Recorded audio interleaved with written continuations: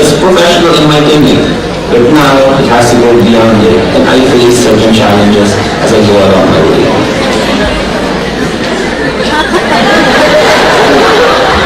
Okay, basikat ka, no? So, this represents my online persona, but that's not me, no? This is inspired siya kasi sa akin. But the point is, our lives have changed since technology was introduced. And I think the challenge is, how do we get to marry our lives in terms of our online persona as well as our real life persona?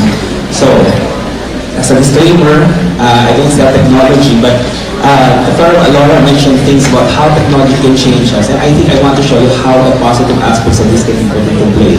So a few questions for everyone. I promise this will be a 10-minute lecture. How many of you maintain a presence on the internet? Show of hands. Sa faculty, marami din. I have a social media account. Any show of hands? Okay, quite a lot. How many of you post on social media? Okay, less talaga faculty. Nakikita ko ng age range. Alright. I have personal information that's available online. Well, less hands, no? Actually, a lot of you think you don't have information, but I can search for information about you online. And I've had a negative experience with my postings. Anyone? Others might have. So, I've been bullied online, so it's a great experience. So, we'd like to know how that works. So, in the past minute, I've been talking. How many pictures have been posted on Facebook? 243,000 pictures have been posted on Facebook, of which one was Father Aparisha and one was Dr. Alora, which I posted backstage. Then, there were 3.8 million searches on Google in the last minute alone, and one of them may have been your name. Then, 350,000 tweets were all likewise sent as well. And one of them have contained the event that we have today.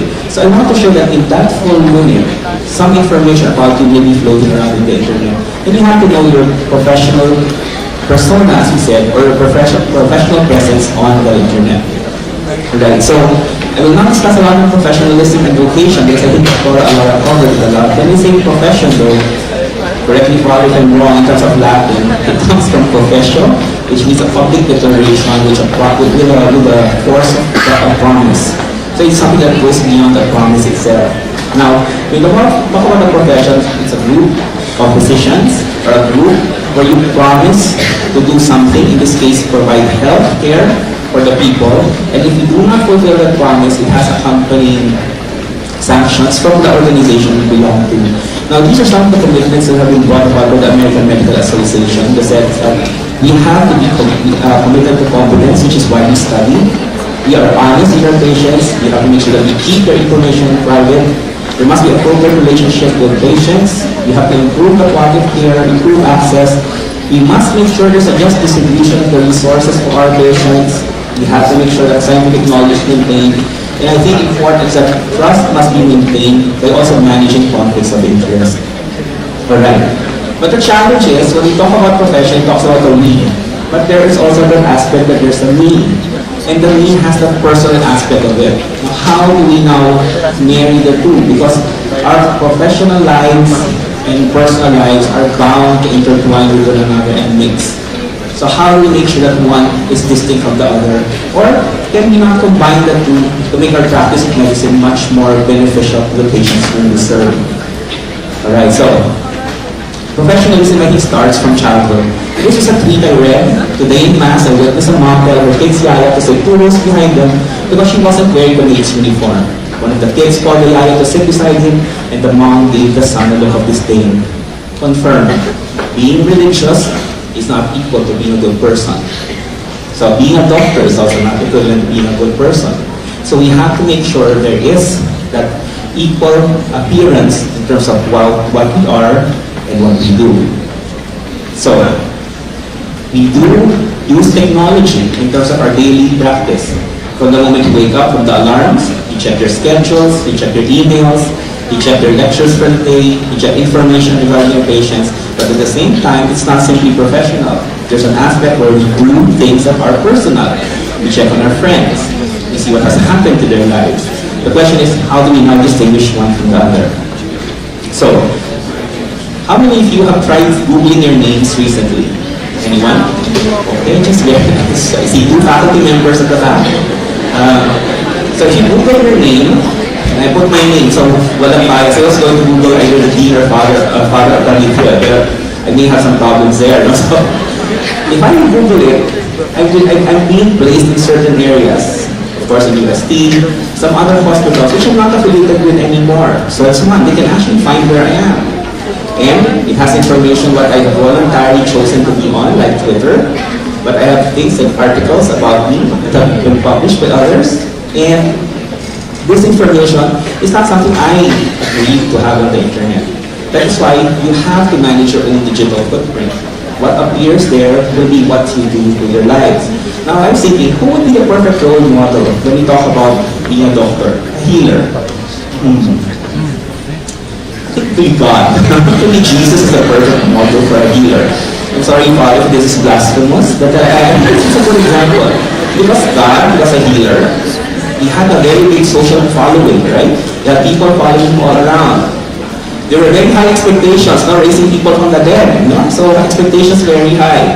He was subject to a lot of fake news, right? And whenever someone would treat him wrongly, he always knew how to answer with the truth and respectfully at that. So I think in terms of being an example for the profession, I think this is one thing we can look at, whether it is online or offline. Now, there are guidelines that come in many forms. I always quote the Australia and New Zealand guidelines for social media involvement because this involves the students as well as the physicians in making the guidelines. Just 4 simple rules. First rule, be careful about what you say and how you say it. Sometimes it's not really what you say, but how it is said. If you reprimand someone, it may be done in a proper manner, which is constructive rather than destructive. Next, keep your friends close and others not so close. So learn to choose who belongs to your social network. Learn to choose your friends. And if they're not friends like patients, please do not involve them in your social network account. Consider the destiny of your data. If you don't believe in that anything is forever, data is forever. Even if you delete it, somehow, sometime, somewhere, someone can always get your data for you. And lastly, they control your privacy. We are in control of what comes out and what is read on the internet. Therefore, that is something that we have to look at in order to be able to share only the ones that we think are in line with the aspects of our profession. Alright, so I'm down to the last parts of my talk. I'm going to talk about digital citizenship. So we maintain dual citizenships. Not only are we Filipinos, we're also members of the Filipino community online. And I think there are 3 lines that are important about digital citizenship. One is, you have to respect yourself. And aside from respecting yourself, you have to make sure you respect others. The second duty will be, we have to educate ourselves. But the education becomes useless unless we connect with others. And lastly, protect yourself. Aside from protecting yourself, however, you have to protect others as well. Now, I'll end up with a few that illustrate those things I mentioned in terms of the Twitter feeds I got. We've always mentioned we don't like patients sometimes when they do too much internet, they come to us with a lot of information, and we tell them, don't confuse your Google search with my 6 years of medical school. Because in the US, that includes already the whole medical schooling. But doctor responds, don't confuse the 1-hour lecture you had on my condition with my 20 years of living with it. And I think, that makes, ironically, technology makes me more attuned to what my patients need. Because I see what the patients out there put. Now, these are 3 people I admire and follow on Twitter. This is Dr. Gerard. He works with Harvard and is with Brigham. And he talks about protecting the health of the poor. He has a book on protecting the health of the poor. He's currently in Rwanda, helping out with the Ebola infections in Rwanda. And he said, how we communicate for the patient for their health outcomes, there are simple changes we can do. First, start notes with key aspects of social history. More than just the disease, the social history of the patient becomes the first part that he looks at. Second, with consent, upload pics on their record when they were healthy. Because when patients see their healthy picture, they have a goal that they try to reach for. And lastly, mindfulness of how we speak. People are more than their disease. And sometimes I think we're guilty of that we consider the disease more than the person itself. Now, being an academician, which was pointed out by earlier, I want to point this out. This is from Daniel Schubert. He's from Brazil, and he's someone I follow for medical education. He said, learning is not about memorizing. It's about building durable memory. You, as an educator, need to be a learning choreographer. So it is partly the job of the teacher and partly the job of the learner. And lastly, this one is from Australia. He's Dr. Eric Levy. He says, we need more coaches and mentors in medicine, more than examiners and supervisors. So, these things help mold your being professional in terms of the field that you do. Okay. Now, this is the New England Journal is that we have to improve our practice, and technology helps us improve that. And these are different ways by which we initiate and sustain behavior change. I want to point out, if you look here, that the in-person social support is still the one that you can sustain the most. But if you look at virtual social support, it becomes second. So make use of their technology to support your patients, because it is something that can really augment the way you deal with your patients and hopefully lead them through the healing process. Now, what you learn has to be shared. It's not something that you keep yourself. So for example, something we do commonly in pulmonary medicine, we just nebulize regularly for patients on a ventilator. It was something I got from a conference, that there is no difference between routine and as-needed nebulization, but more adverse effects associated with the former. So it's paradigm shifting. The information has to be shared in order to create more benefits for the patients. Okay. Now, we can also use technology for teaching. And this is an example by which I do history taking. I usually produce myself as an example, and I pretend I'm a 70-year-old patient, and look at how intelligent and how creative your students are. They introduce themselves, and they show the GIF or video of them shaking hands. So it was them showing me that they were introducing themselves, shaking hands, and emphasizing that we will keep all things confidential. Another example of how professionalism can be done online. Now, you can only handle one patient in the clinic. Probably in the entire duration, you can handle 10 patients. If you're a cardiologist, probably handle 60 patients in the clinic. However, when you have something like this, how many people do you think you can reach? Well, this is a simple thing that we posted. This is by Dr. Gerard. He shared it with us from this meet. And can you imagine, with that tweet alone, we were able to reach 12,224 people. And if you prevented leptospirosis for those people, how much influence have you done? And how much benefit have you done for society?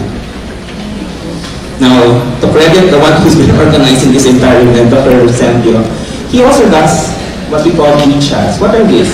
This allows us the opportunity to talk with other doctors and patients. And he posted something like this. So tapos na to August 30, we did this online.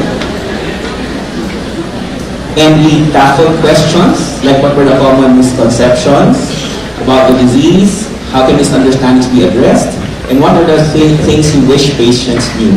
We use this hashtag akala mo lang.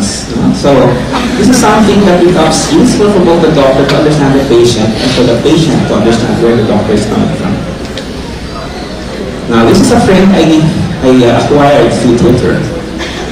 He's a medical anthropologist, and hopefully he'll get to lecture for us one of these days. And he talks about the Filipino teacher. Again, if you want to improve, look at this. I hope the students read this. Your students don't know that when you're facing them in the classroom, you're also facing your reasons to stay.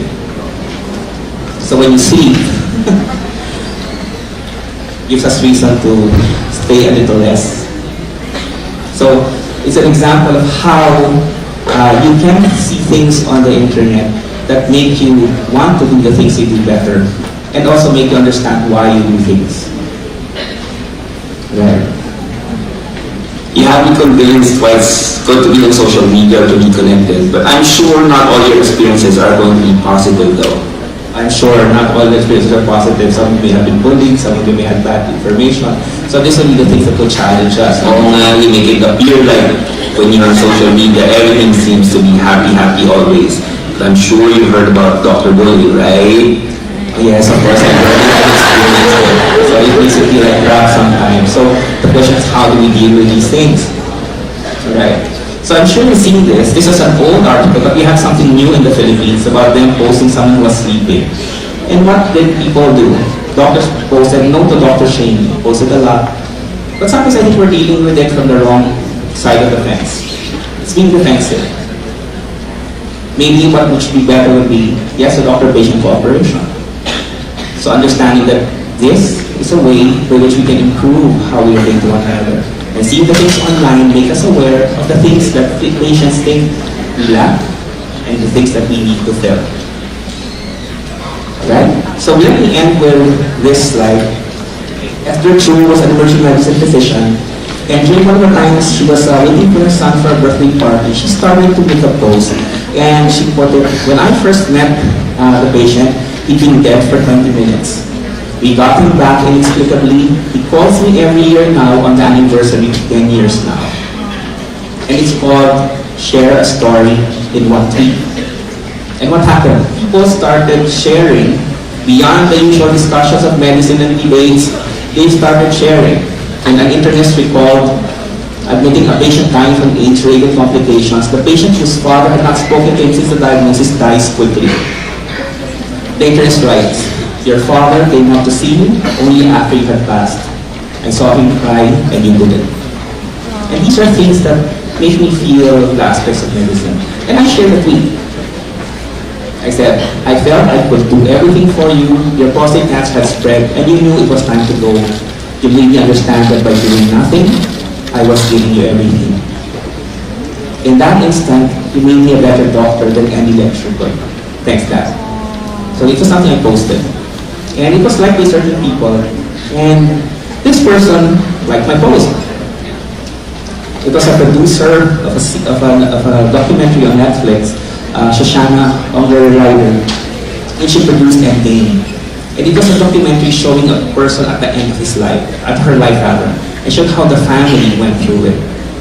And I now use this in teaching ethics, because I've gotten permission from her to use it in class.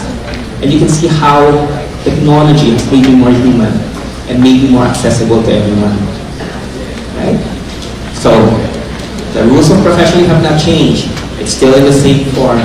However, the only difference is it now comes in a different medium. So thank you very much for listening.